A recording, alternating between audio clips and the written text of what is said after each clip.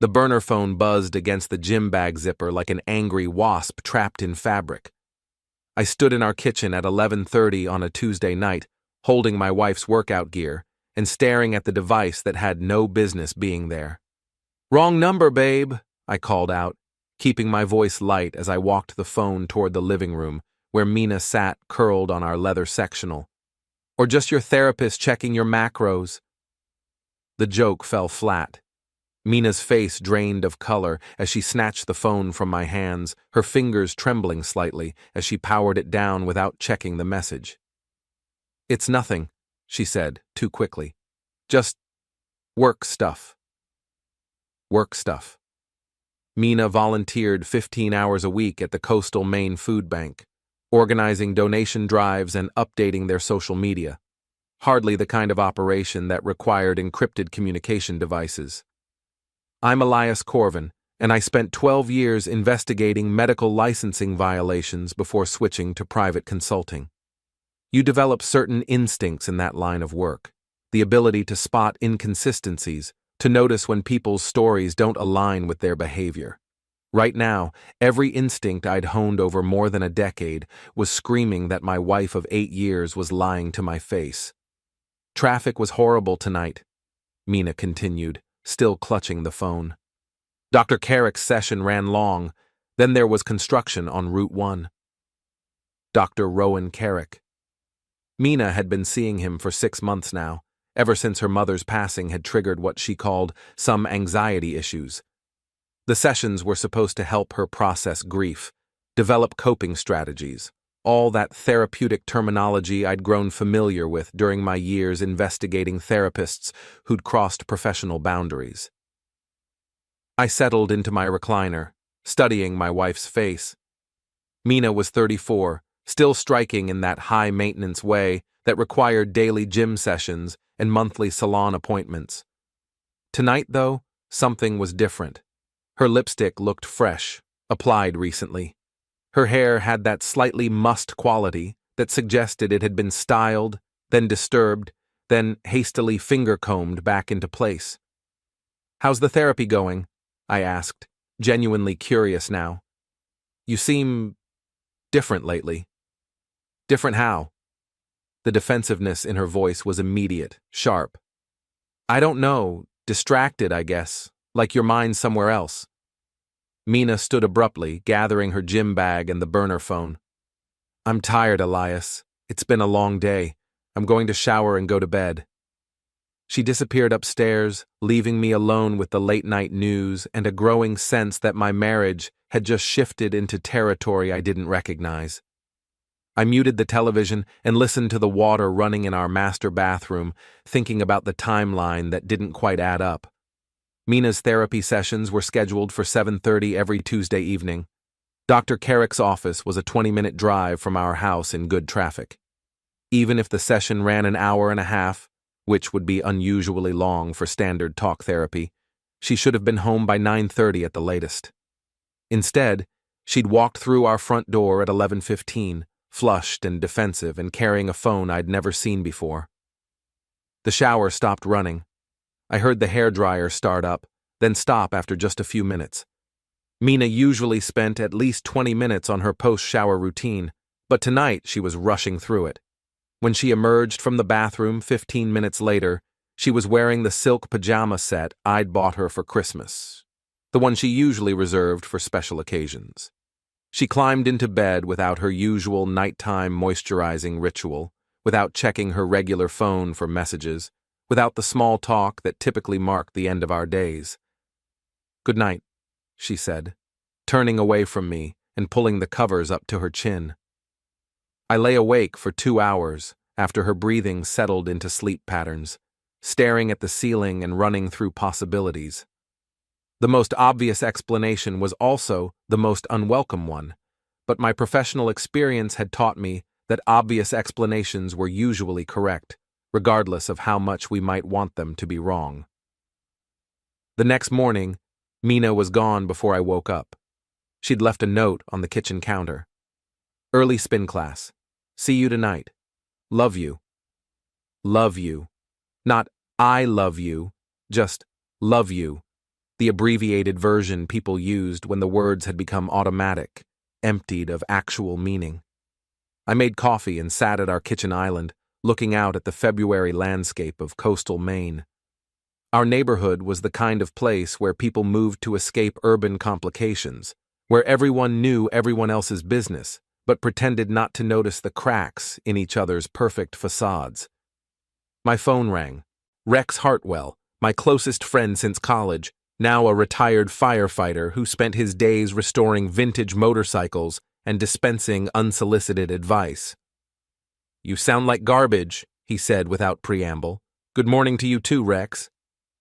"Seriously, what's wrong? You've got that tone." "What tone?" "The one you used to get when you were about to nail some sleazy doctor for insurance fraud. All tight and focused." I told him about the burner phone, about Mina's late return, about the general strangeness that had been building for weeks. Rex listened without interrupting, which was unusual for him. "So what are you thinking?" he asked when I finished. "I'm thinking I need to find out what's really happening in those therapy sessions." "And how exactly do you plan to do that? Patient confidentiality is pretty ironclad." "There are ways," I said. "Legal ways, if you know how to navigate the system." "Elias." Rex's voice carried a warning.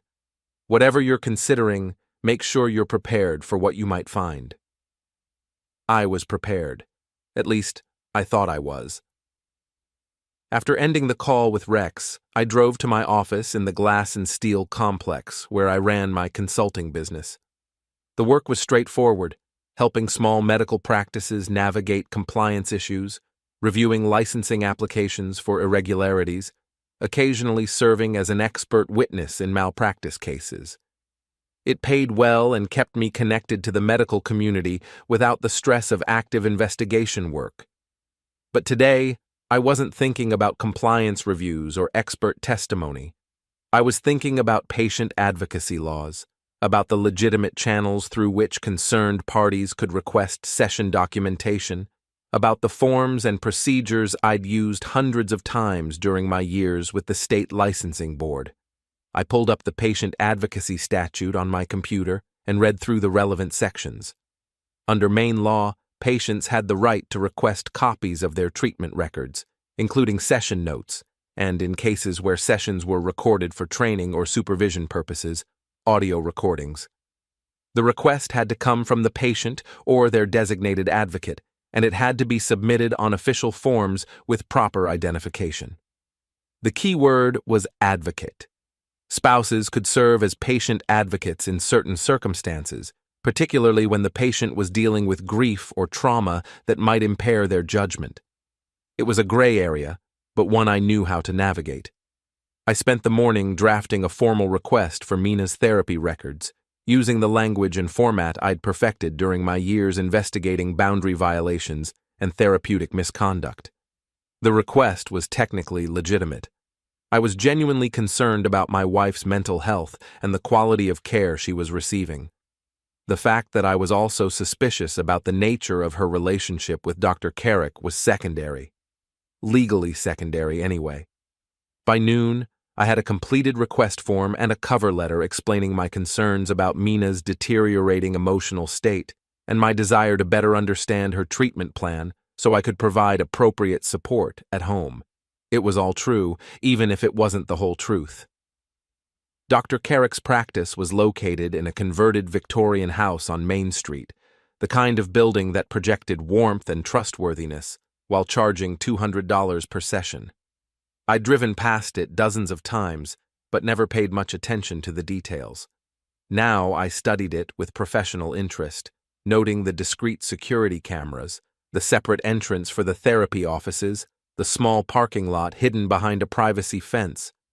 The receptionist was a woman in her 50s, with the kind of aggressively cheerful demeanor that suggested she'd been trained to deflect difficult questions. Her nameplate read, Margaret. "I'd like to submit a patient advocacy request," I said, placing my forms on her desk. "For my wife, Mina Corvin."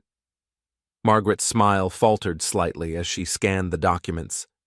"These look very official. I work in medical compliance, I said. I want to make sure everything's properly documented.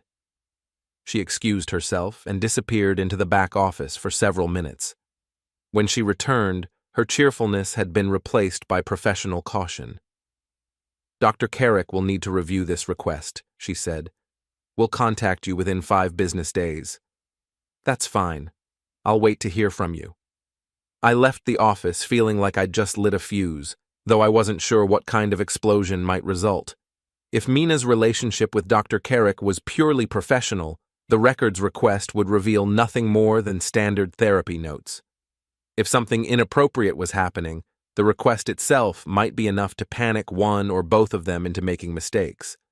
Either way, I'd know soon enough. That evening, Mina came home at her usual time, carrying takeout from the Thai restaurant we both liked. She seemed more relaxed than she had the night before, almost cheerful. "How was your day?" she asked, unpacking containers of pad thai and green curry. "Quiet. Caught up on some paperwork. How was spin class?"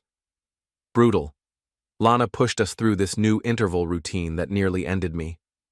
Lana Morrison, Mina's best friend and the owner of the boutique fitness studio where Mina spent most of her free time. They'd known each other since college, and Lana had been maid of honor at our wedding. If anyone knew what was really going on with Mina, it would be her. We ate dinner while watching the local news, maintaining the comfortable routine we'd developed over 8 years of marriage. But I found myself studying Mina's expressions, listening for false notes in her conversation, analyzing her body language like she was a witness whose testimony I needed to evaluate. She seemed genuinely relaxed, more like her old self than she had in weeks. Whatever had been bothering her the night before appeared to have resolved itself, which struck me as either very good news or very bad news, depending on what had actually been bothering her. After dinner, Mina curled up on the couch with a book while I cleaned the kitchen. The domestic normalcy of it felt both comforting and surreal, like we were actors playing the roles of a happily married couple while the real drama unfolded somewhere off stage. My phone buzzed with a text from an unknown number. "Records request received. Dr. K wants to discuss. Can you come in tomorrow at 3?" I showed the message to Mina. "Did you know I requested copies of your therapy records?" Her face went pale again, the relaxation of the evening evaporating instantly. "You did what?" "I'm worried about you," I said, keeping my voice gentle. "You've seemed so stressed lately, and I thought if I could understand what you're working through in therapy, I might be able to help more at home." "Elias, those sessions are private. They're supposed to be confidential." "Between you and Dr. Carrick, yes, but as your spouse, I have certain rights if I'm concerned about your well-being." "You had no right to do that without asking me first." The anger in her voice was disproportionate to the situation, unless there was something in those records she didn't want me to see. I filed that observation away for later consideration. "You're right," I said. "I should have discussed it with you first. I can withdraw the request if you want." Mina stared at me for a long moment, clearly torn between demanding I cancel the request and accepting my offer to do so voluntarily. Finally, she shook her head. "No, it's fine. If it'll help you understand what I'm going through, then fine." But her body language suggested it was anything but fine. She spent the rest of the evening distracted and jumpy, checking her regular phone obsessively and excusing herself twice to make whispered phone calls from the kitchen. The second call lasted nearly 20 minutes. I couldn't make out the words, but her tone was urgent, almost pleading. When she returned to the living room, her eyes were red-rimmed and her hands were shaking. "Everything okay?" I asked. "Just talking to Lana about some drama at the studio. You know how it is." I knew how it was, all right. I just wasn't sure it had anything to do with fitness studio drama. That night, Mina took longer than usual to fall asleep. I could feel the tension radiating from her side of the bed, could hear her breathing change every time I shifted position. When I finally drifted off around midnight, I dreamed about empty therapy offices and phones that rang without anyone answering. The meeting with Dr. Carrick was scheduled for 3 o'clock, but I arrived at his office 15 minutes early, partly out of habit and partly because I wanted to observe the environment when he thought he was unobserved. The waiting room was decorated in soothing earth tones, with abstract paintings that probably cost more than most people's monthly rent. A lavender diffuser pumped calming scents into the air, and soft instrumental music played from hidden speakers. Everything about the space was designed to project competence and trustworthiness. Dr. Rowan Carrick emerged from his office at exactly 3 o'clock, extending a firm handshake and the kind of warm smile that probably worked wonders on vulnerable patients. He was younger than I'd expected, maybe early 40s, with the kind of carefully maintained appearance that suggested regular gym sessions and expensive grooming products. "Mr. Corvin, thank you for coming in. I thought it would be better to discuss your request in person rather than over the phone." His office was an extension of the waiting room's aesthetic: warm lighting, comfortable furniture arranged to facilitate intimate conversation, diplomas and certifications displayed prominently on the walls. I took the chair he indicated, noting that it positioned me slightly lower than his own seat, a subtle psychological advantage that was probably intentional.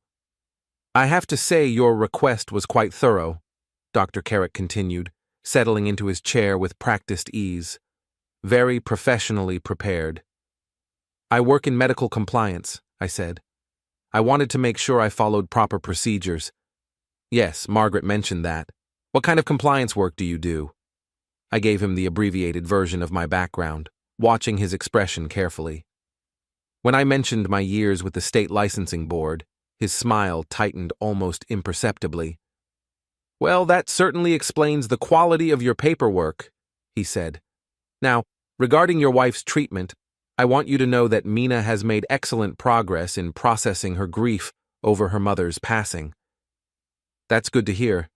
She seemed very stressed lately, though, more anxious than usual." Grief counseling can be emotionally challenging. It's normal for patients to experience increased anxiety as they work through difficult feelings. Dr. Carrick's responses were textbook perfect, the kind of careful language therapists used when they wanted to sound helpful without actually revealing anything substantive. But there was something in his manner that struck me as off, a slight nervousness that seemed inconsistent with a routine patient advocacy request. "About the records," I said. "When can I expect to receive them?" "That's actually what I wanted to discuss with you. Some of Mina's sessions have been recorded for supervision purposes. I'm working toward a specialty certification that requires documented case studies. Before I can release those recordings, I need written consent from Mina herself." Recorded sessions. That was interesting information, and not something Dr. Carrick had been required to volunteer. The fact that he'd mentioned it suggested either exceptional transparency or significant nervousness about what those recordings might contain. "Of course," I said. "I'll discuss it with Mina tonight and have her sign whatever consent forms you need." "Excellent. I'll prepare the documentation and have it ready for you tomorrow." The meeting lasted only 20 minutes, but it gave me everything I needed to know. Dr. Carrick was definitely hiding something, and whatever it was significant enough to make him nervous about a routine records request from a patient's spouse. I drove home through the February afternoon, thinking about the conversation and what it might mean. If Mina's therapy sessions had been recorded, those recordings would contain whatever was really happening between her and Dr. Carrick. The question was whether I could get access to them without alerting both parties to my suspicions.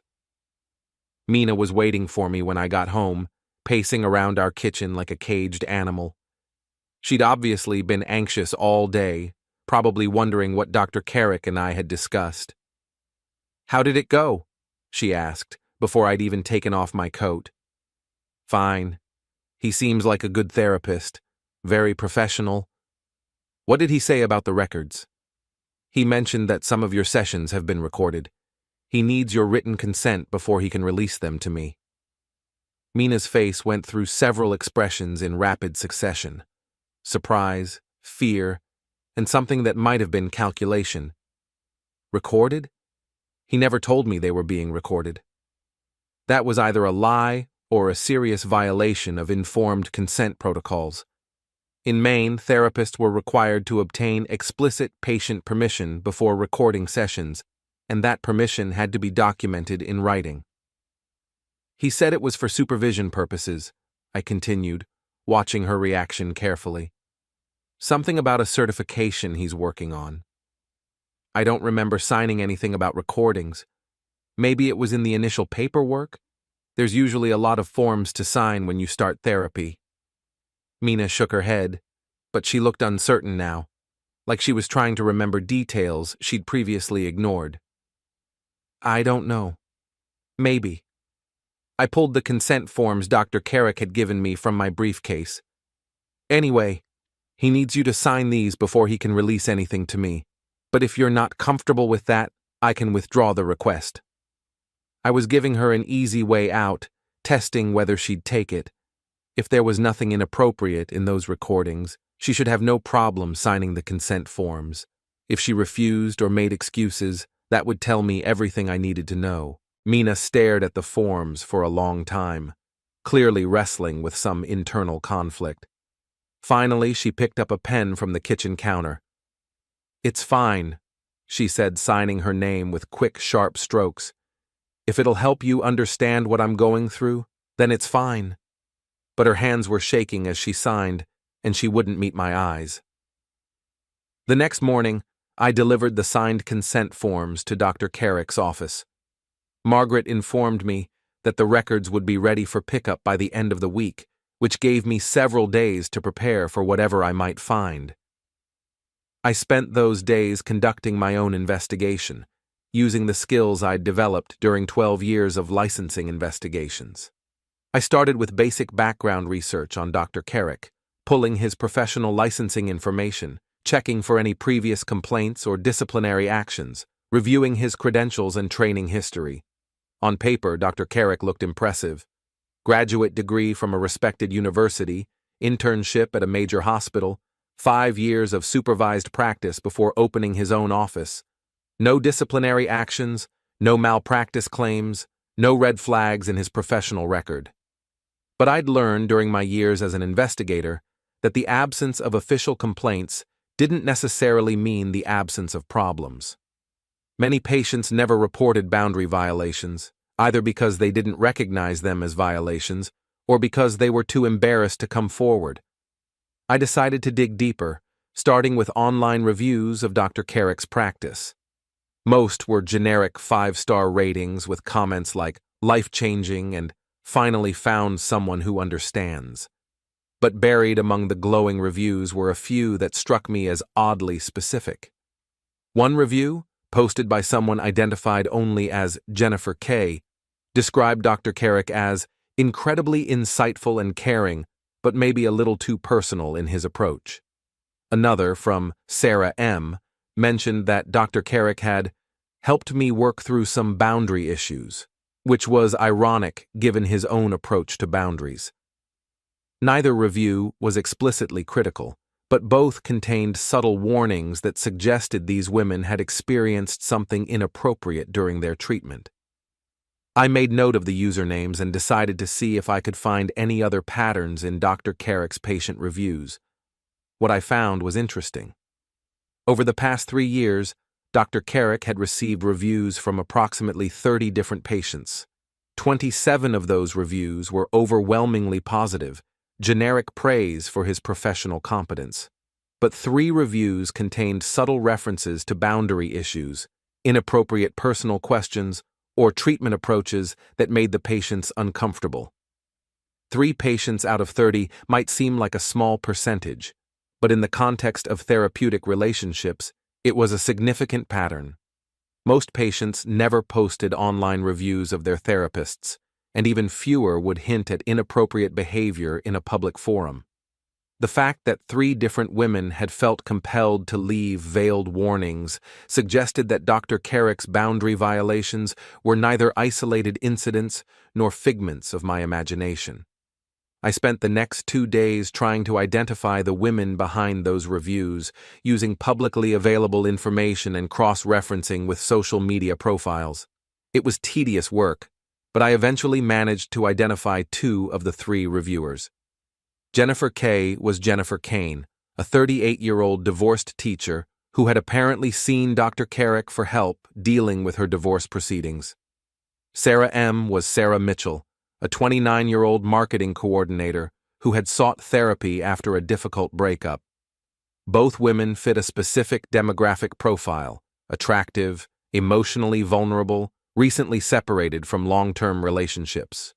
The same demographic profile that described my wife's situation when she'd started therapy 6 months ago, shortly after her mother's passing, had left her feeling isolated and emotionally fragile.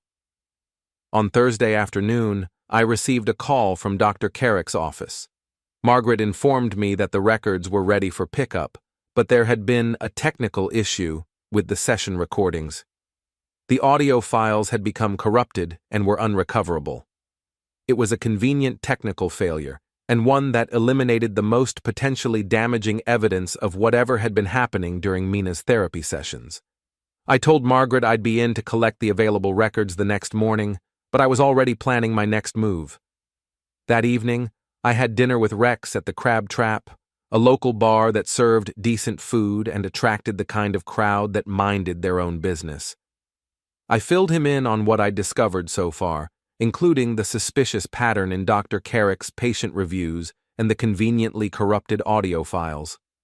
"So, what's your next move?" Rex asked, working his way through a plate of fish and chips. "I need to talk to those other women," I said. "Find out what really happened during their therapy sessions." "And how exactly do you plan to approach them?" "Hi, I'm investigating my wife's therapist for possible misconduct. Want to chat?" "Something like that, actually. I still have my investigator credentials. If I present it as an official inquiry into potential licensing violations, they might be willing to talk." Rex shook his head. "You're walking into dangerous territory, Elias. Even if you're right about this guy, you're talking about destroying your wife's reputation along with his." "My wife made her choices," I said. "I'm just making sure there are consequences for them." The next morning, I collected Mina's therapy records from Dr. Carrick's office. The file contained standard session notes, treatment plans, and progress assessments, all perfectly professional and revealing nothing more than routine grief counseling.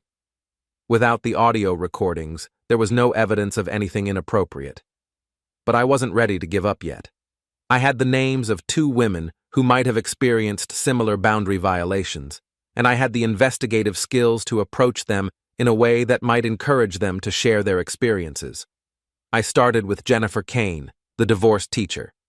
I found her home address through public records and decided to approach her directly, rather than trying to contact her through social media or email. Face-to-face conversations were more likely to produce honest responses, especially when dealing with sensitive topics. Jennifer lived in a small apartment complex about 20 minutes from Dr. Carrick's office. I knocked on her door on Saturday morning, introducing myself as a medical licensing consultant, investigating potential violations of professional standards. "I'm not sure I understand," Jennifer said, looking nervous. "Is Dr. Carrick in some kind of trouble?" "I'm reviewing some concerns that have been raised about his practice," I said, keeping my tone professional and non-threatening. "I noticed that you left a review mentioning boundary issues, and I was hoping you might be willing to discuss your experience." Jennifer hesitated, clearly uncomfortable with the conversation. But after a moment, she invited me inside and offered me coffee. "I probably shouldn't have written that review," she said, settling into a chair across from me. "It wasn't really fair to him. What happened during your sessions that made you concerned about boundaries?" "It was little things, mostly. Personal questions that didn't seem related to my divorce. Comments about my appearance. He had this way of making everything feel very intimate." Can you be more specific? Jennifer looked down at her coffee cup, clearly debating whether to go on. He used to rest his hand on my shoulder when I was upset. It was brief, nothing openly inappropriate, but it made me uneasy. And he asked a lot of personal questions about my relationships, about whether I was seeing anyone new. Did he ever suggest meeting outside the office? Not exactly, but he mentioned this restaurant he liked, said I should try it sometime. When I went there a few weeks later, he was there with another woman. A patient, I think, based on how they were talking. That was significant information. If Dr. Carrick was meeting patients at restaurants, it suggested a pattern of boundary violations that went beyond inappropriate touching or personal questions. Did you report any of this to the licensing board? I thought about it, but I wasn't sure if I was overreacting. He never did anything explicitly wrong, you know. It was just the way he made me feel. I spent another 20 minutes with Jennifer, gathering details about her treatment and Dr. Carrick's behavior. By the time I left, I had a clear picture of a therapist who systematically violated professional boundaries while maintaining plausible deniability. My conversation with Sarah Mitchell, the marketing coordinator, followed a similar pattern. She described the same pattern of inappropriate personal questions, unnecessary physical contact, and suggestions about meeting outside the therapeutic relationship. He made me feel special, Sarah said, like I was different from his other patients. It was flattering at first, but then it started to feel manipulative. Did you ever meet him outside the office? Once. He suggested we continue our session over coffee because his office was being painted. We went to this little cafe, and he spent most of the time talking about his own relationship problems. Two independent accounts of the same pattern of behavior. Dr. Carrick was systematically grooming vulnerable patients, testing boundaries, and gradually escalating inappropriate contact. The question was whether he'd followed the same pattern with Mina and how far that relationship had progressed. I spent Sunday compiling my findings into a comprehensive report, documenting the pattern of boundary violations and preparing a formal complaint to the State Medical Licensing Board. It was the same type of complaint I'd processed hundreds of times during my years as an investigator, but this time I was the complainant rather than the investigator. The irony wasn't lost on me. On Monday morning, I submitted the complaint to the licensing board, along with supporting documentation and contact information for Jennifer Kane and Sarah Mitchell. Both women had agreed to provide testimony if the board decided to pursue disciplinary action. That evening, Mina came home from her therapy session more agitated than I'd seen her in weeks. She paced around the kitchen while I prepared dinner, checking her phone obsessively and jumping every time it buzzed with a notification. "How was therapy?" I asked, keeping my tone casual. "Fine, good. We're making progress." But nothing about her demeanor suggested progress. If anything, she seemed more anxious and unstable than she had when she'd started therapy 6 months ago. "Dr. Carrick seems like a good therapist," I continued. "Very professional." Mina's phone buzzed again. She glanced at it, and her face went pale. "I need to make a phone call," she said, rushing out of the kitchen. I heard her voice from the living room, urgent and whispered. I couldn't make out the words, but the tone was unmistakable: fear, panic, and something that sounded like pleading. When she returned to the kitchen 10 minutes later, her eyes were red and her hands were shaking. "Everything okay?" I asked. "Fine. Just some drama with Lana's studio." It was the same excuse she'd used before, but this time I was certain it had nothing to do with fitness studio drama. Whatever was happening between Mina and Dr. Carrick, it was reaching some kind of crisis point.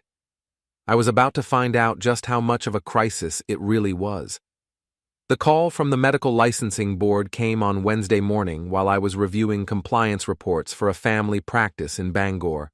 The caller identified herself as Dr. Patricia Vance, the board's chief investigator, and her tone was both professional and slightly curious. "Mr. Corvin, I've reviewed your complaint regarding Dr. Rowan Carrick. Given your background with our office, I wanted to discuss this matter directly with you. I appreciate that, Dr. Vance. I know the complaint raises some serious allegations. Indeed it does. The pattern you've documented is concerning, particularly the corroborating statements from the 2 former patients. We'll be opening a formal investigation, but I wanted to ask, is your wife aware that you've filed this complaint? It was a fair question, and one I'd been dreading. Not yet. I wanted to see if the board felt there was sufficient evidence to proceed before involving her directly. Mr. Corvin, you understand that if we move forward with disciplinary proceedings, your wife will likely be called to testify about her treatment. This could be difficult for your marriage. I understand that. But if Dr. Carrick is violating professional boundaries with vulnerable patients, that needs to be addressed, regardless of the personal consequences. Dr. Vance was quiet for a moment. We'll be scheduling interviews with the complainants within the next 2 weeks. I'll need to include your wife in that process, which means she'll need to be informed about the investigation. I'll tell her tonight. Mr. Corvin, off the record, in your professional opinion, how confident are you about these allegations? Very confident. The pattern is too consistent to be coincidental, and the behavior escalation follows a textbook progression for boundary violations. After ending the call, I sat in my office staring out at the February landscape and considering how to approach the conversation with Mina. There was no way to soften the impact of what I was about to tell her, no way to frame it that wouldn't feel like a betrayal of her trust. But trust, I was beginning to realize, was something that had been absent from our marriage for months. I drove home early that afternoon, arriving before Mina returned from whatever activities filled her days. I used the time to prepare dinner and rehearse different versions of the conversation we needed to have. Mina walked through the front door at 6:30, carrying shopping bags from the boutique stores downtown. She seemed more relaxed than she had in days, almost cheerful. "You're home early," she said, kissing my cheek in a gesture that felt automatic rather than affectionate. "I wanted to cook for you tonight. We need to talk about something." The cheerfulness evaporated instantly. "What about?" "Let's eat first, then we'll talk." Dinner was tense, despite my attempts at normal conversation. Mina picked at her food and checked her phone repeatedly, clearly sensing that whatever I wanted to discuss was significant. After we finished eating, I poured 2 glasses of wine and led her to the living room. She curled up in her usual corner of the couch, but her body language was defensive, guarded. "I filed a complaint with the medical licensing board about Dr. Carrick," I said without preamble. Mina's wine glass slipped from her fingers, sending red wine across our coffee table and onto the cream-colored rug. She stared at me in shock, her mouth opening and closing without producing any sound. "You did what?" "I filed a formal complaint alleging professional misconduct and boundary violations." "Elias, you can't do that. You can't destroy someone's career based on what? Suspicion?" "It's not based on suspicion. I spoke with 2 of his former patients. They described a clear pattern of inappropriate behavior, personal questions, unnecessary physical contact, suggestions about meeting outside the therapeutic relationship." Mina's face had gone completely white. "You investigated him? You actually went out and investigated my therapist?" "I investigated a medical professional who I suspected was violating ethical boundaries with vulnerable patients. The fact that one of those patients is my wife doesn't change my obligation to report potential misconduct." "Your obligation?" Mina's voice was rising, taking on a hysterical edge. "What about your obligation to your wife? What about trust and respect and basic human decency? What about honesty, Mina? What about fidelity? What about the vows we made 8 years ago?" The words hung in the air between us, finally giving voice to the suspicions that had been building for weeks.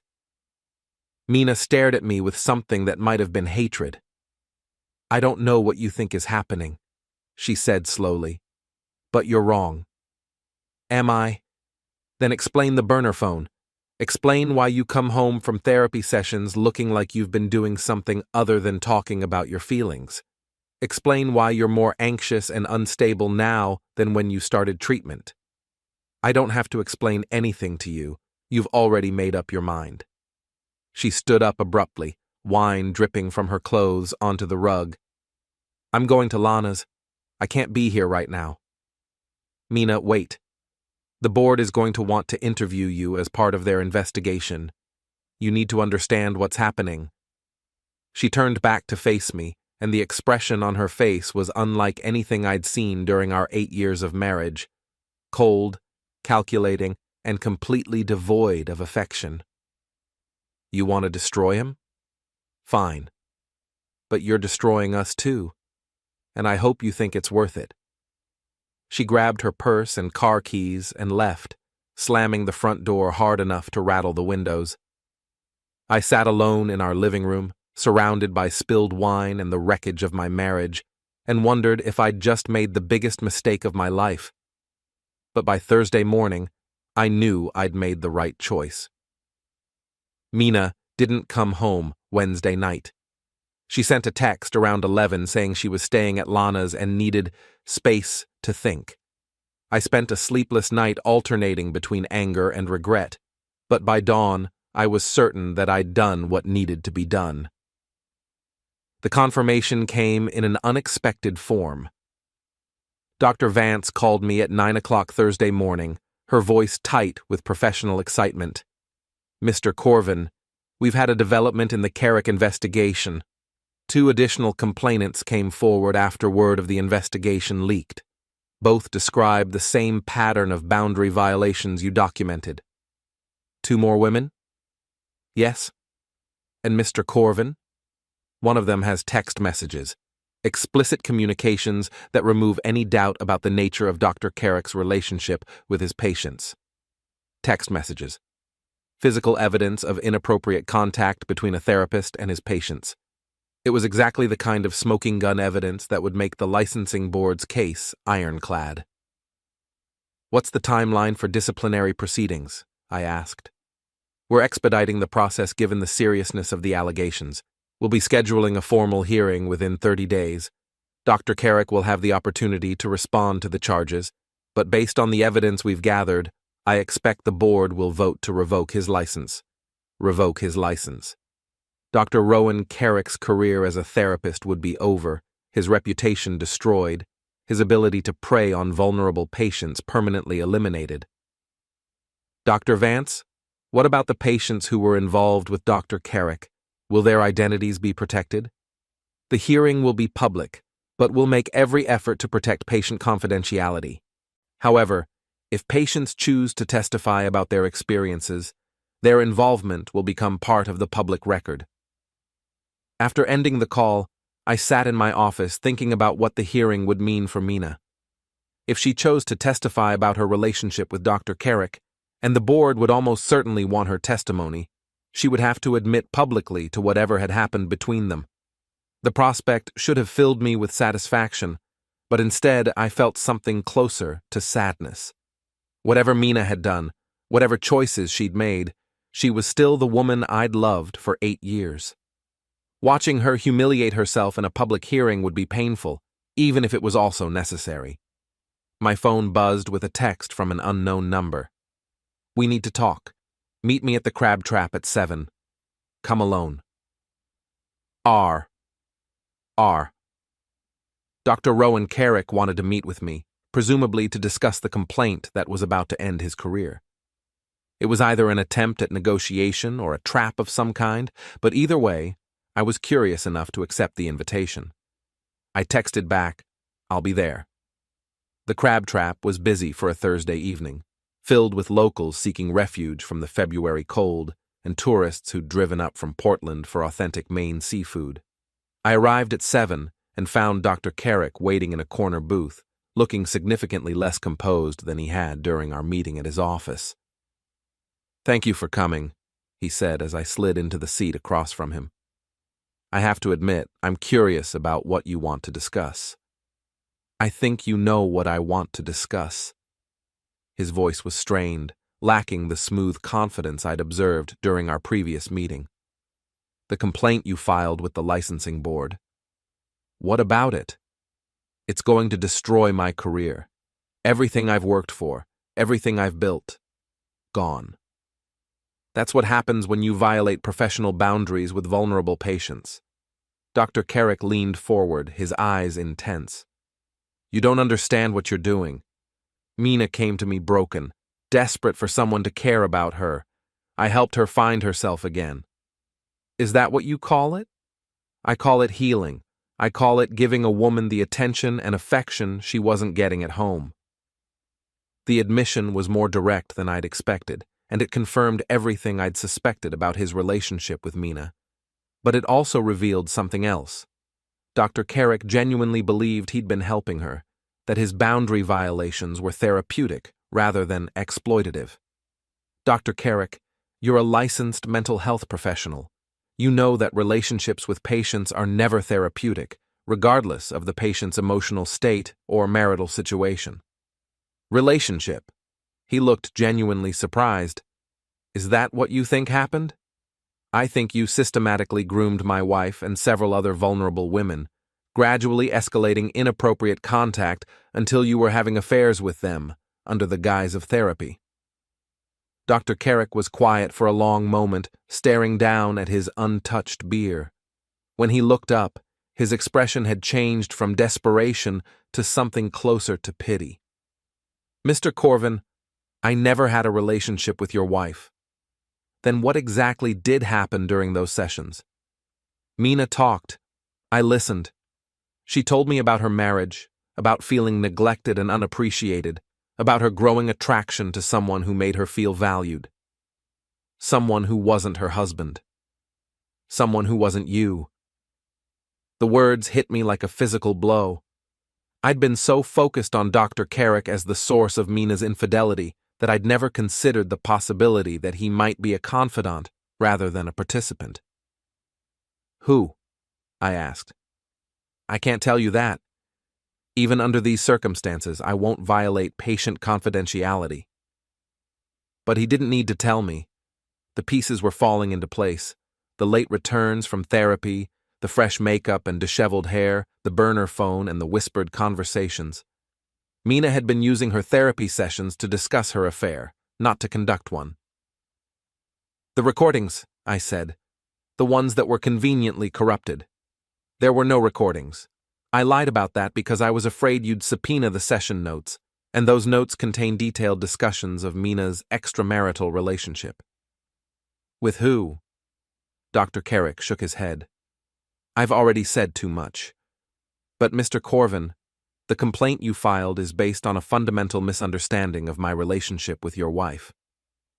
I left the crab trap feeling like I'd been turned inside out. Everything I'd believed about Mina's relationship with Dr. Carrick was wrong, but that didn't change the fact that she was having an affair with someone. If anything, it made the betrayal worse. She'd been paying $200 a week to discuss her infidelity with a professional counselor while lying to my face about it. The question now was who she was actually sleeping with, and how long it had been going on. I had a feeling I was about to find out. The medical licensing board hearing was scheduled for the following Tuesday at 10 in the morning in the sterile conference room of the state office building in Augusta.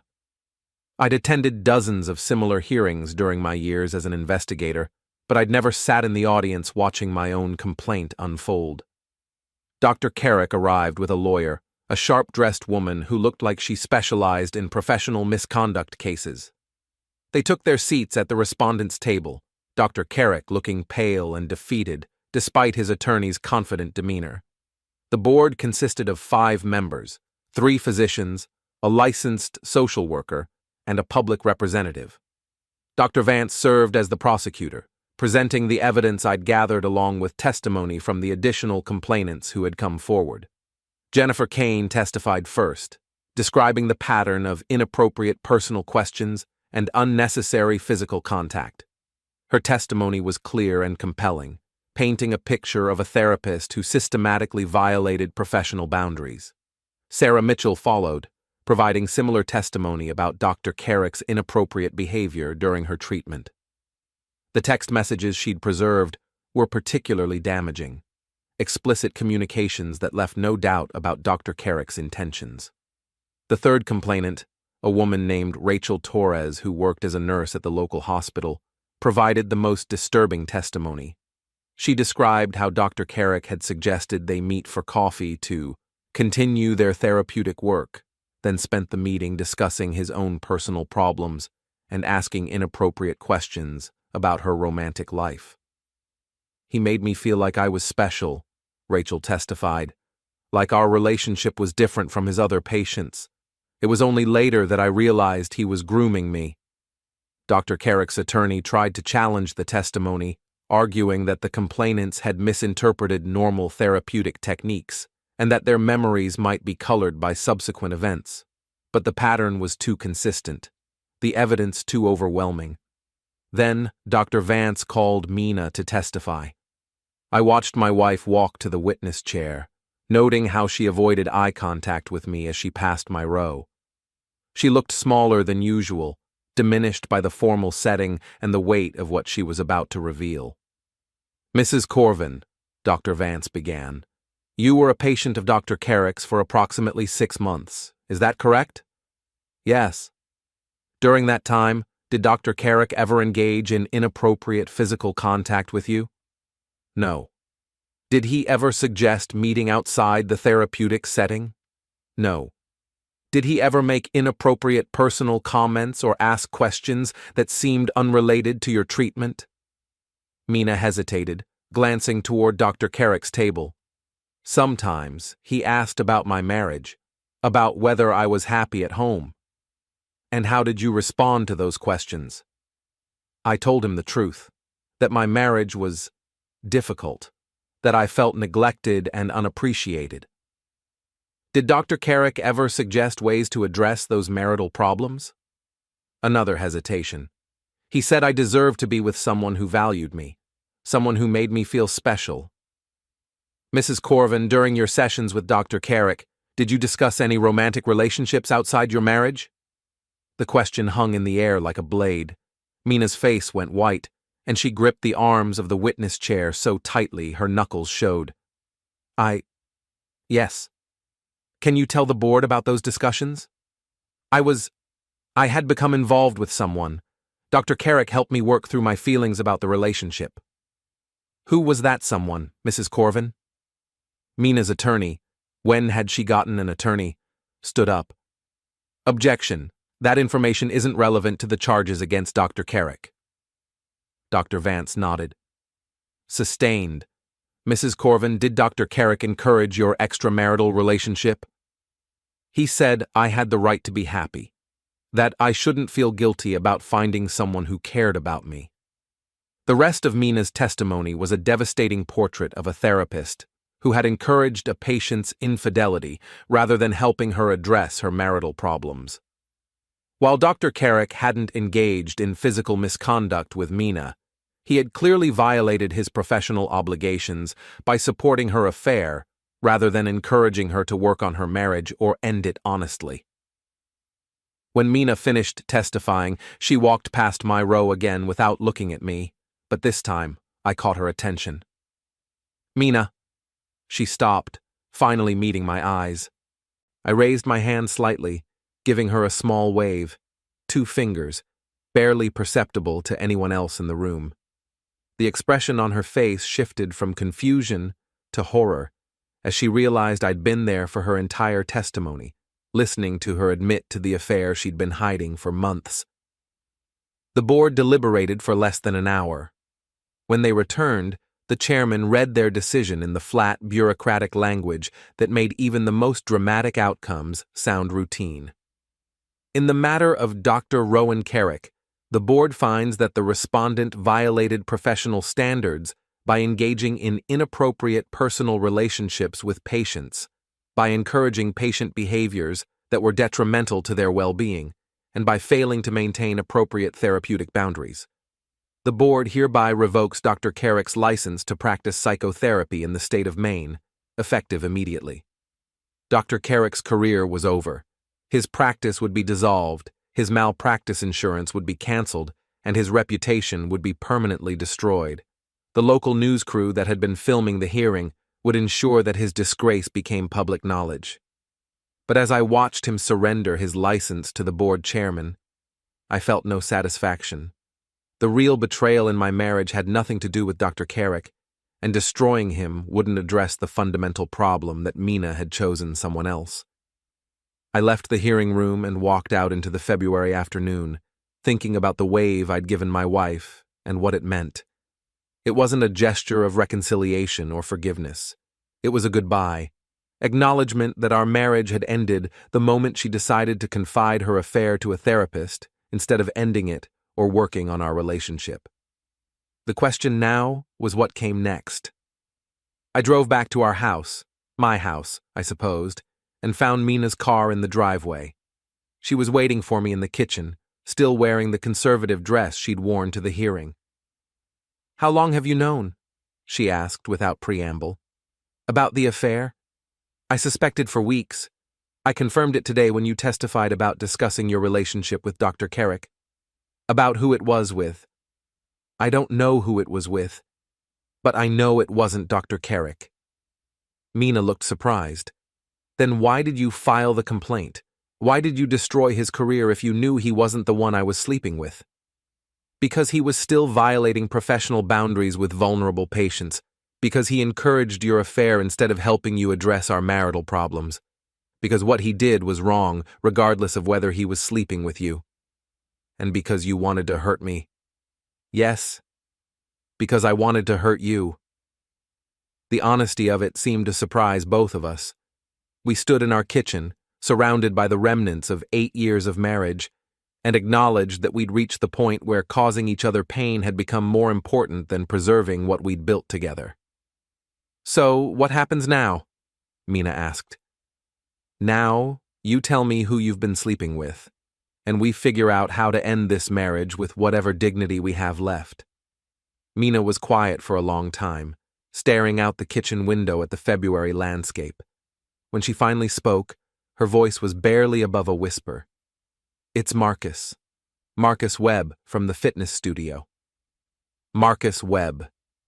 Lana's business partner, the personal trainer who taught the advanced classes that Mina had started attending 6 months ago. I'd met him a few times at studio events, mid-30s, divorced, the kind of aggressively fit man who made his living helping suburban women feel better about their bodies. "How long?" 4 months. "Where?" "His apartment. Sometimes the studio after hours." "The burner phone?" "He gave it to me. Said it was safer than using our regular phones." Safer. As if they were conducting some kind of covert operation rather than simply betraying their respective commitments. The clinical language people used to describe their affairs always amazed me, as if calling it safer or discreet somehow made it less destructive. "Are you in love with him?" Mina considered the question seriously, which was more than I'd expected. "I don't know. Maybe. He makes me feel alive, desired, like I matter." "And I don't?" "Not for a long time, Elias. Not for a very long time." It was probably true. I'd been so focused on my work, so comfortable in our routine, that I'd stopped seeing Mina as anything other than a familiar presence in my life. But recognizing my failures as a husband didn't excuse her choice to handle those failures by starting an affair instead of addressing them directly. "I'll file for divorce tomorrow," I said. "What about the house?" "We'll figure it out. Right now, I just want you to pack whatever you need and go stay with Lana. Or Marcus. I don't care where you go, but I can't have you here tonight." Mina nodded, looking almost relieved. "Elias, for what it's worth, I'm sorry about how this happened. I should have talked to you before it went this far." "Yes, you should have." She went upstairs to pack, leaving me alone in the kitchen, where we'd shared thousands of meals and conversations over 8 years of marriage. I poured myself a drink and sat at the counter, thinking about the wave I'd given her at the hearing and what it had really meant. It wasn't just goodbye, it was acknowledgement that I'd won. Not the marriage, which was over, but the larger battle for control over how our relationship would end. Mina had thought she could manage her affair quietly, using therapy sessions to process her guilt while maintaining the facade of our marriage. Instead, she'd ended up testifying about her infidelity in a public hearing, exposed and humiliated while I sat in the audience as the wronged husband. It was a small victory, but it was mine. When Mina came downstairs with her suitcases, I was still sitting at the kitchen counter with my drink. "I'll call you tomorrow about the divorce paperwork," she said. "Fine." She hesitated at the door, looking like she wanted to say something else. Instead, she just left, closing the door quietly behind her. I sat alone in our house, my house, and raised my glass in a silent toast to the end of my marriage and the beginning of whatever came next. But the story wasn't over yet. In fact, the real confrontation was still to come. The divorce paperwork was surprisingly straightforward. Maine was a no-fault divorce state, which meant we didn't have to prove adultery or assign blame. We just had to demonstrate that our marriage was irretrievably broken. Given the events of the past month, that wouldn't be difficult to establish. I met with my attorney, David Brennan, on Thursday morning to review the filing documents. David had handled the legal work for my consulting business, and I trusted him to navigate the divorce process efficiently. "Property division shouldn't be complicated," David said, reviewing our financial statements. "No children, no significant debt, and most of your assets are jointly held. The house is the main issue. I want to keep it." "That's doable, but you'll need to buy out Mina's equity. Based on the current market value, that's probably around $60,000. $60,000 to erase my wife from the house we'd shared for 8 years. It seemed like a bargain. What about spousal support? Given the circumstances of the separation and Mina's employment status, I don't think she'll have grounds for significant alimony. We can probably settle this without a contested hearing." "Good. I want this resolved quickly." David filed the divorce papers that afternoon, and Mina was served on Friday morning. She called me that evening, her voice tight with emotion. 60 days? You're asking for the divorce to be final in 60 days? That's the minimum waiting period in Maine. I see no reason to drag this out. What about counseling? What about trying to work things out? Mina, you spent 4 months sleeping with another man while discussing it with your therapist. What exactly is there to work out? She was quiet for a moment. I ended it with Marcus. When? Yesterday. After the hearing, I realized what I'd done to us. You realized you'd been caught. That's not fair. Fair? I laughed, but there was no humor in it. You want to talk about fair? Let's talk about the 4 months you spent lying to my face while you worked through your feelings about your affair in therapy. Let's talk about the $60 a week I paid for your gym membership so you could meet your lover. Let's talk about fair. Elias, please. I know I made mistakes, but we can fix this. We can go to counseling together, work through our problems. The problem is that you're a liar and an adulterer. There's no therapy for that. I hung up before she could respond, but the conversation left me unsettled. Part of me, a small, stupid part, wanted to believe that she was genuinely remorseful, that ending the affair meant something. But I'd learned too much about deception over the past month to trust anything Mina said. Besides, even if she was sincere about wanting to reconcile, I wasn't sure I could forgive what she'd done. The betrayal wasn't just the affair. It was the calculated way she'd managed it, using therapy sessions to process her guilt while maintaining the pretense of working on our marriage. On Saturday morning, Rex stopped by with coffee and donuts from the bakery downtown. We sat in my kitchen, and he listened while I brought him up to speed on the hearing and the divorce filing. "So it's really over?" he asked. "It's really over." "How do you feel about that?" "Relieved mostly, and angry, but also empty, I guess. 8 years of marriage, and this is how it ends. You could still try counseling if she's really ended the affair. Rex, She spent 4 months discussing her affair with a licensed therapist instead of ending it or working on our marriage. What makes you think couples counseling would be any different? Rex nodded, conceding the point. So, what's your plan now?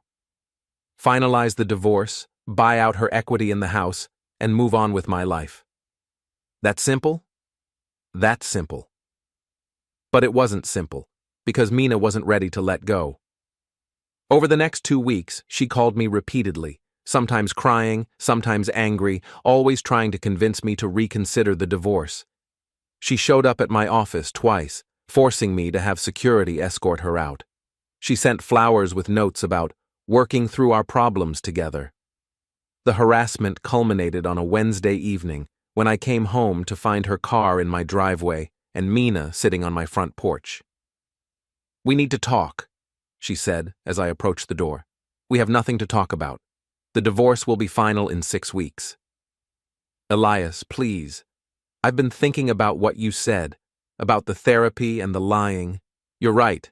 I handled everything wrong, but that doesn't mean our marriage has to be over." "Yes, it does." "Why? Because I made a mistake?" "Because you made a choice. Every day for 4 months, you chose to continue the affair instead of ending it. You chose to lie to me instead of telling the truth. You chose to discuss your feelings with Dr. Carrick instead of discussing them with me." I was scared. I was confused. I didn't know how to handle what I was feeling. "So you decided to handle it by sleeping with someone else." Mina's face crumpled, and she started crying, the kind of desperate, ugly crying that was probably genuine. But even genuine remorse couldn't undo 4 months of calculated deception. "I can't lose you," she sobbed. "I can't lose everything we built together." "You already did. The moment you decided Marcus Webb was more important than our marriage." "He wasn't more important. He was just different, exciting. I felt like myself again when I was with him." "And what did you feel like when you were with me?" She looked up at me, tears streaming down her face. "Invisible." The word hit me harder than I'd expected. Invisible. After 8 years of marriage, my wife had felt invisible when she was with me. Maybe that didn't justify her affair, but it explained it in a way that made me question my own role in the destruction of our relationship. "I'm sorry you felt that way," I said finally, "but that doesn't change what you did about it. It could change what we do now. We could start over. We could—" "Mina, stop. Just stop. It's over. Accept it and move on." She stared at me for a long moment, and I watched her expression shift from desperation to something harder, more calculating. "Fine," she said, wiping her eyes. "If that's how you want it." She stood up and walked to her car without another word. But something about her tone, about the sudden shift in her demeanor, made me think this wasn't the end of her attempts to salvage our marriage. I was right. The next morning, I received a call from David Brennan. His voice was tense, professional. "Elias, we have a problem. Mina's attorney filed a motion to contest the divorce." "On what grounds?" "She's claiming the marriage isn't irretrievably broken, that you filed for divorce in retaliation for her testimony at the medical board hearing, and that she's willing to attend counseling to address the marital problems." "Can she do that?" "She can try. It probably won't succeed, but it could delay the final decree by several months." Several months of legal battles, of depositions and hearings and court-mandated counseling sessions. Mina was trying to force a reconciliation by making the divorce process so unpleasant that I'd give up and agree to work on the marriage. What are our options? We fight it, document her affair, demonstrate that the marriage really is irretrievably broken, and push for a quick resolution. Do it. But even as I authorized David to contest Mina's motion, I was thinking about other options. Legal channels were slow and expensive, and Mina had already proven that she was willing to manipulate the system to get what she wanted. Maybe it was time to remind her that I was better at manipulation than she was. That evening, I drove to the fitness studio where Mina had met Marcus Webb. It was after hours, but I knew the building was often used for private training sessions and administrative work. I parked across the street and waited. At 8:30, Marcus's truck pulled into the parking lot. He went inside, and 10 minutes later, Mina's car arrived. So much for ending the affair. I watched them through the studio's large windows as they talked near the reception desk. Their body language was intimate, familiar, not the interaction of two people who had recently ended a relationship. After 20 minutes, they moved to one of the private training rooms in the back of the building. The windows were frosted for privacy, but I could see their silhouettes moving together in ways that left no doubt about what they were doing. I took photos with my phone, documenting the date and time. Then I sat in my car and waited for them to finish. Marcus left first, around 10 o'clock. Mina emerged 15 minutes later, checking the parking lot carefully before getting in her car. She looked satisfied, relaxed, the same expression she'd worn after her therapy sessions with Dr. Carrick. The next morning, I sent the photos to David Brennan, along with a detailed timeline of Mina's harassment attempts and false claims about ending the affair. "This should be enough to get her motion dismissed," David said when he called me back. "Continuing an affair while claiming the marriage can be saved is pretty clear evidence of bad faith." "Good. File whatever you need to file." But I wasn't done yet. Mina had tried to manipulate the legal system to force a reconciliation, and she'd lied about ending her affair to make her case more sympathetic. It was time to show her what real manipulation looked like. I spent the weekend planning my response, thinking about the most effective way to demonstrate that her attempts to save our marriage were not only futile, but actively counterproductive. On Monday morning, I put my plan into action. The final confrontation was about to begin. I started with the fitness studio. Monday morning, I called the building's property management company and inquired about their after-hours access policies. It turned out that tenants were required to maintain detailed logs of anyone using the facility outside normal business hours for insurance and liability purposes. "I'm calling on behalf of my attorney," I told the property manager, using the authoritative tone I'd perfected during my years as a licensing investigator. "We're documenting facility usage for a legal matter involving one of the tenants." The property manager, probably assuming this was related to a slip-and-fall lawsuit or similar liability issue, was surprisingly cooperative. Within an hour, I had copies of the after-hours access logs for the past 6 months. The logs told a clear story. Marcus Webb and Mina Corvin had been accessing the facility together every Tuesday and Thursday evening for the past 4 months, always after regular business hours, always for sessions that lasted between 1 and 2 hours. Tuesday evening sessions. The same nights Mina had claimed to be attending therapy with Dr. Carrick. I spent Monday afternoon cross-referencing the access logs with Mina's therapy appointments, creating a timeline that demonstrated she'd been lying about her schedule for months. While she'd told me she was working through her grief with Dr. Carrick, she'd actually been meeting Marcus at the fitness studio for what were clearly not workout sessions. The pattern was incriminating, but it pointed to something far more unsettling than a simple affair. Mina had used her mother's passing and her claimed need for counseling as a pretext, exploiting my compassion and concern to create chances for betrayal. That level of calculated deception went beyond ordinary marital betrayal. It was sociopathic. Tuesday morning, I sent copies of the access logs to David Brennan along with a detailed analysis of how they correlated with Mina's claimed therapy schedule. "This is devastating," David said when he called me back. "Not only does it prove she's been lying about ending the affair, it demonstrates a pattern of systematic deception that goes back months." "What's our next step?" "I'm filing a motion to dismiss her contest and requesting an expedited divorce decree.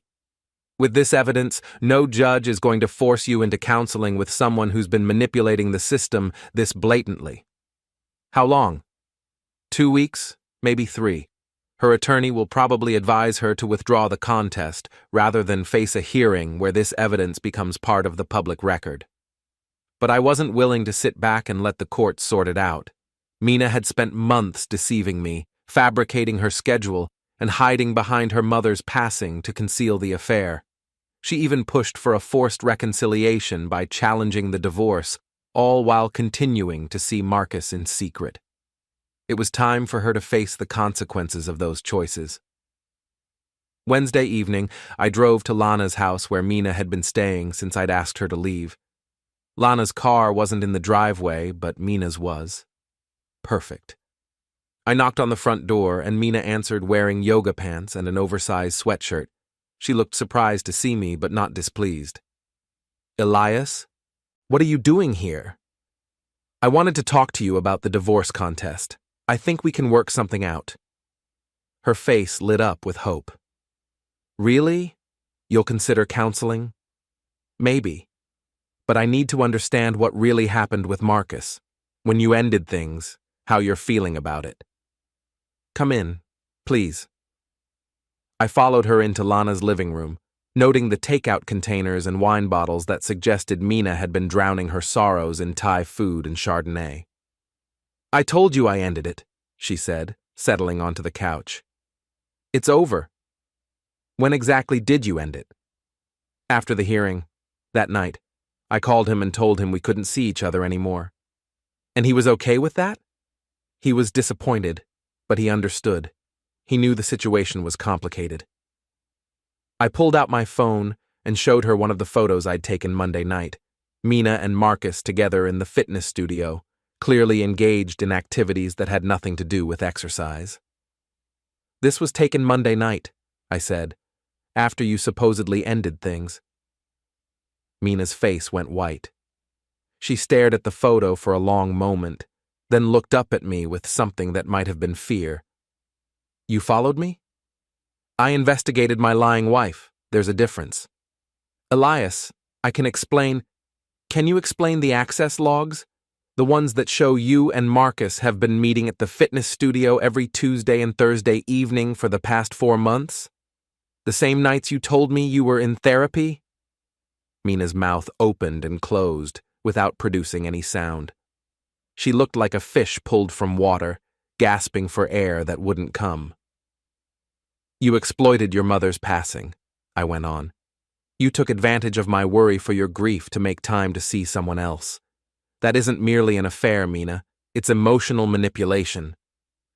I never meant for it to happen. It started as training sessions, and then we started talking, and then you decided to lie to me about therapy appointments so you could continue meeting him without arousing suspicion.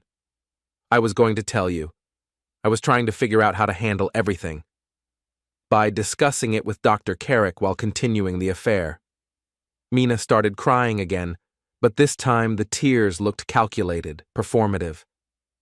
"Elias, please. I know I made mistakes, but I love you. I want to save our marriage." "No, you don't. You want to avoid the consequences of your choices. You want to manipulate me into forgiveness so you can continue living the life you've built on lies." I stood up, looking down at her crumpled form on Lana's couch. "The divorce will be final in 2 weeks. Your contest has been dismissed. The access logs and photos will become part of the public record if you try to fight it." "Public record?" "Divorce proceedings are public documents, Mina. Anyone can access them. Your friends, your co-workers, your family, they'll all be able to read about how you used grief counseling as cover for your affair." The threat was probably empty. Most divorce records attracted little public attention. But Mina didn't know that. The prospect of her manipulation becoming public knowledge clearly terrified her. "You can't do that." "I can, and I will. Unless you sign the divorce papers and disappear from my life permanently." "Disappear?" "Leave town. Find a job somewhere else. Start over with Marcus or whoever comes next, but stay away from me, and stay away from anyone connected to me." Mina stared at me with something approaching hatred. "You're destroying my life." "You destroyed your life. I'm just making sure there are consequences." I left her sitting on Lana's couch, surrounded by takeout containers and empty wine bottles, and drove home through the February night. The confrontation had been more satisfying than I'd expected, but it had also left me feeling empty. 8 years of marriage, reduced to threats and manipulation and public humiliation. Whatever we'd built together was not only over, it had been revealed as fundamentally hollow. The next morning, David Brennan called with news that Mina's attorney had withdrawn the contest and agreed to an expedited divorce decree. "She's also agreed to your property settlement terms," David said. "No alimony, you keep the house, she gets her personal property and half the savings account." What changed her mind?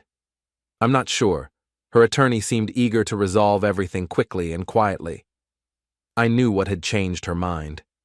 The prospect of having her manipulation tactics exposed in public records had been enough to convince her that fighting the divorce wasn't worth the risk. 2 weeks later, I sat in the courthouse waiting for the final divorce decree to be signed.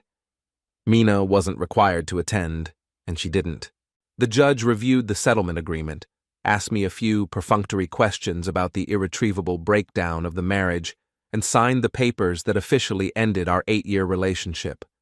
Walking out of the courthouse, I felt something I hadn't expected: relief, but also a profound sadness. Not for the end of my marriage to Mina, but for the end of my belief that people could be trusted to act with basic honesty and decency. That evening, I went to the Crab Trap to celebrate my freedom. Rex was waiting at our usual table, along with a bottle of good whiskey and 2 glasses. "So, how does it feel to be a free man?" he asked as I sat down. "Expensive, but worth it." We drank in comfortable silence for a while, watching the local news on the bar's television. The lead story was about a fitness studio that had closed suddenly, leaving dozens of clients without refunds for their memberships. The studio was Lana's place, the same facility where Mina and Marcus had been conducting their affair. "Did you have anything to do with that?" Rex asked, nodding toward the television. "I may have mentioned to the State Consumer Protection Agency that the studio was being used for activities not covered by their business license. And those activities were unlicensed personal counseling services.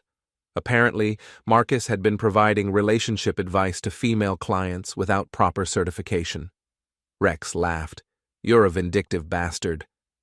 "I prefer thorough." The news story continued with interviews of angry clients demanding refunds and an investigation by the state attorney general's office. Lana appeared briefly, looking harried and defensive as she tried to explain the sudden closure. I raised my glass in a silent toast to the destruction of the fitness studio where my marriage had died, and to the systematic dismantling of the life Mina had tried to build on lies and manipulation. It wasn't a happy ending, but it was a satisfying one. The story could have ended there, with me drinking whiskey and watching my ex-wife's world collapse on the evening news. But there was one final detail that needed to be addressed. As Rex and I finished our drinks, my phone buzzed with a text from an unknown number. "You destroyed everything I cared about. I hope you're satisfied." I showed the message to Rex, who shook his head in disgust. "Even now she's trying to make you feel guilty." She's not wrong, though. I did destroy everything she cared about. She destroyed it herself when she decided to have an affair. You just made sure there were consequences. I typed back a simple response. "You wanted closure. Hope you brought a wrench." Then I blocked the number, finished my whiskey, and walked out into the February night, leaving 8 years of marriage and all its complications behind me. The last appointment was over. The therapy had ended, and for the first time in months, I felt like I could breathe again.